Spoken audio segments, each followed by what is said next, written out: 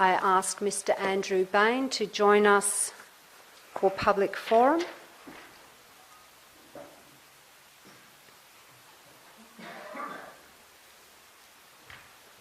Welcome, Mr. Bain. If I may ask you to ensure that you speak clearly into the microphone for us, please. And if you could give us your name and the agenda item you're speaking to this morning, you have 5 minutes with a possible extension of 3 when you're ready. Thank you, Mayor.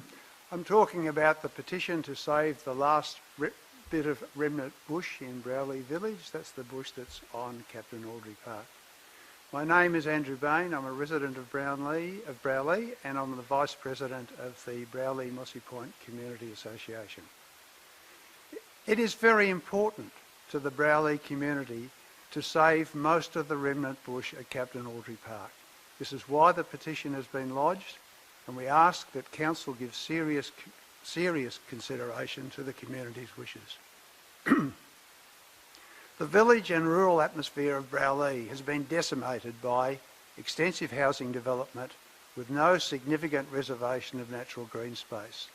As small blocks are developed and large blocks subdivided, soon, in some years' time, the only treed green space will be on public land. The area of Bangallay Forest, within and adjacent to Captain Audrey Park, represents a last opportunity to save some quality green space for future generations in Broulee.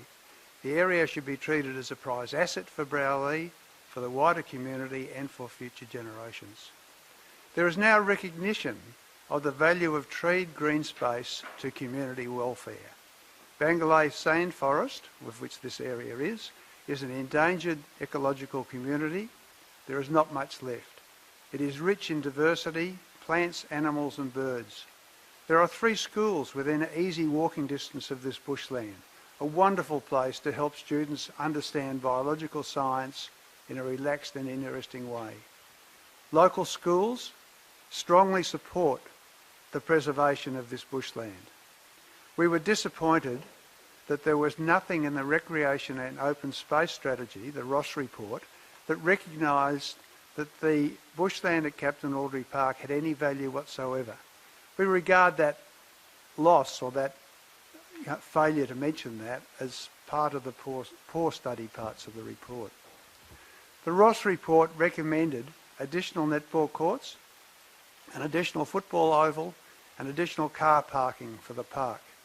The latest Recreation Matters newsletter makes no mention of an oval, but notes that the draft master plan for Captain Audrey Park will recommend 2 new netball courts, upgrades to the building and improved access and parking.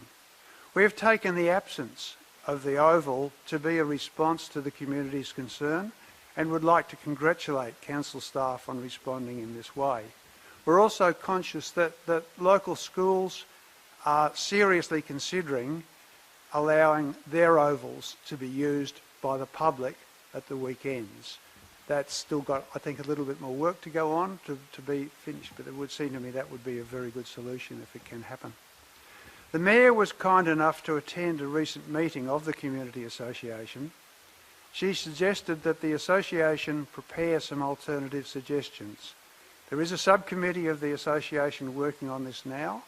It will include parking improvement and the development of some structural facilities for the park, with a focus of integrating that with preservation of the bushland.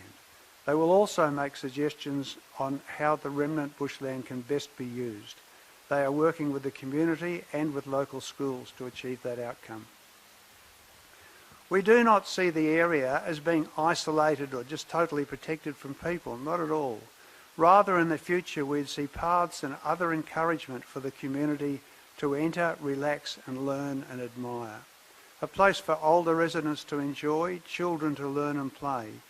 A place for great day-to-day value for the village and for the region. Shire officers have committed to have further consultation with the Community Association before the master plan for Captain Audrey Park is released for public comment in late August or early September, and we look forward to those discussions.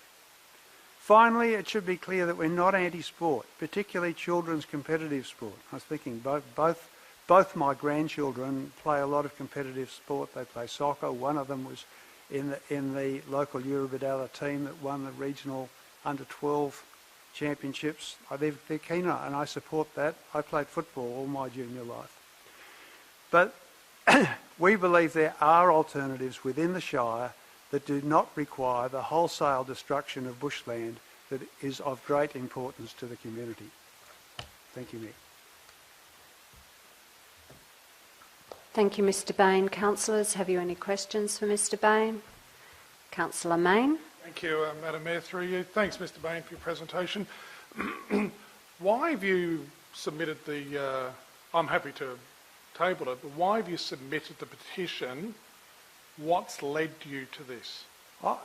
Very simply, we were concerned that most, if not all, of that bushland was to be bulldozed and become an oval or whatever else. And that, we thought, was an enormous loss for Broulee and an unnecessary loss. I mean, if that was the only way of providing sporting fields for children, particularly in the Shire, I think we wouldn't have done. But we can see there are other ways of providing that activity and maintaining what is effectively the last bit of bushland in a village that used to pride itself on that sort of environment. Thanks, through you, Madam Mayor. Thanks, Mr Bain. So, it is worthwhile people going and having a look. I appreciate your point. Essentially, is it correct to say, if this bushland is not maintained, that effectively in Broulee you're going to have beach, houses, 40-metre strip, George Bass? That's correct. That's a fundamental change to a suburb, would be a fair comment. That is a fair comment, yes. So, what's your understanding, I know you just spoke to it briefly, your understanding of the schools, the local schools, and why I ask you the question in terms of finding alternatives? I think this is an important point.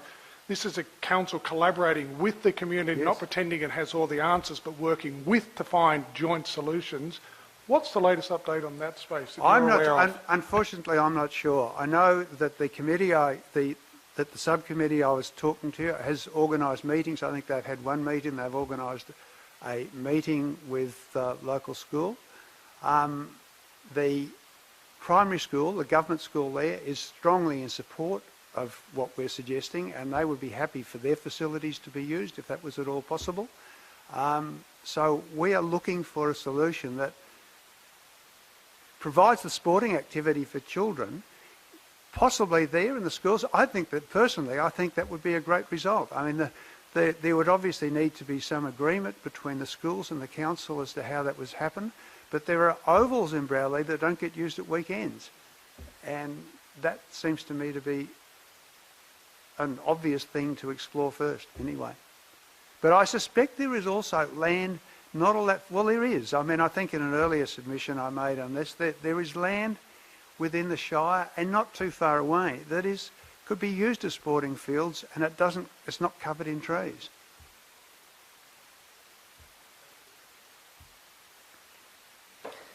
Thank you, Mr Bain, and I'm going to try and frame this around a question, but I congratulate your community on its approach in being collaborative and working with council to try and find solutions.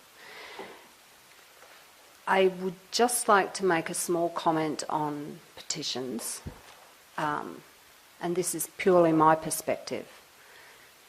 There are some petitions that I have seen presented to council that bear little weight when it comes to myself making decisions around the issues. However, this is a petition, and when I was reading through it last night in some detail, going over it again, I observed that there were many residents from Broulee that had taken the opportunity to put their names to your petition. I did, however, observe, and I guess this is a question, could you perhaps caution those going forward with the petition to ensure that people do not sign the petition more than once? It can damage the way in which a petition is viewed. And Can I just seek a point of clarity? I say that in a manner of being constructive. Just seek a point of clarity, Mayor. You just made a statement then that you give little weight to petitions. Could you just clarify to our community what's the point of them ever bringing a petition to you? That's what you just said. I'm asking for clarity, Councillor. Well, geez, I'd like that clarified. I am happy to give you some clarity around that, Councillor Main. And I was very careful in saying this is my personal opinion when I'm viewing and weighting how I make decisions around issues that petitions have been raised on. One of the things that does impact my viewing of petitions is when residents from foreign countries, for example, weigh into local subjects. For me, that diminishes how I view that. Yes, I would say, like on Huntfest, yes. I will also say that when I see people signing petitions multiple times to get the numbers up, that does have an impact. And I do give those my views to you, Mr. Bain, in an effort to try and be constructive. Thank you, Mayor. I take that. And maybe if we ever have to do a petition again, we should be more explicit in saying, I suspect, I'm not sure that it happened because I must admit I didn't go through the petition looking for that. I suspect if people are trying to be deceptive, they sign the second time with their grandmother's name or some such thing, exactly. not their own name and address. Exactly, and in my experience, I have observed that as well. Right. But I guess at the end of the day, I would just caution your community to just be very careful in that approach, because I honestly think that you have a very valid argument, and I think that you should be congratulated as a community for being willing to come up with solutions and present them to council, and I have no doubt that you're going to take the opportunity to work with our council staff when they are developing the master plan. So thank you, Mr. Bain. Thank you, Mayor. Madam Mayor, could I just make a point, please? Lest the community think this is a rampant practice, as you went through that petition, how many duplications did you actually find? Sorry, point of order. Questions are for the presenter and not a chance to have a debate. I thought we just listened to one, but never mind. Thanks. Is that, through you, Madam Mayor, could I just ask a question? Is the council not seeking clarification on a point that's been raised? Councillor, you've already foreshadowed that you'll probably be raising this as a matter of urgency. I think the appropriate time for that debate. No, Madam Mayor, that was about the potential timing of the rally. Oh, the rally, Yeah. okay. Well, then when and if this comes up, that will be your opportunity to have that debate. Well, this isn't the forum. This is not the forum to ask questions of myself, staff. It's your opportunity to ask questions of the members of public that come to debate. Thank you, Councillor.